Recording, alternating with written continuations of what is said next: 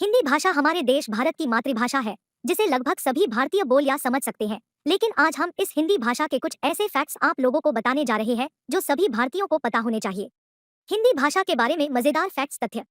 एक, भारत भाषाओं का देश है और हर राज्य की अपनी अलग भाषा है, लेकिन हिंदी भाषा को पूरे भारत में लगभग 77% लोग पढ़, लिख, बोल या समझ सकते हैं।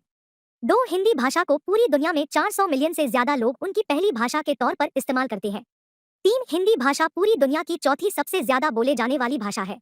मैंडरिन, इंग्लिश और स्पेनिश के बाद चौथा स्थान हिंदी भाषा का आता है। चार, हिंदी भाषा का इस्तेमाल भारत के अलावा नेपाल, मॉरिशियस, फिजी और गुयाना जैसे देशों में भी भारी मात्रा में किया जाता है। पाँच, हिंदी को अपना नाम फारसी भाषा से मिला है। ईरानी लोग स का उच्चारण हमें करते थे, इसीलिए वे सिंध नदी के आसपास के इलाके को हिंद कहा करते थे, लेकिन कुछ समय बाद इसे हिंदी कहा जाने लगा और बाद में क हटाकर इसे हिंदी नाम दिया गया। छह, आज के समय में बोले जाने वाली हिंदी भाषा को मानक हिंदी कहा जाता है। सात, हिंदी भाषा प्राचीन संस्कृत भाषा से ही प्रेरित होकर बना है और संस्कृत का ही सरल रूप है।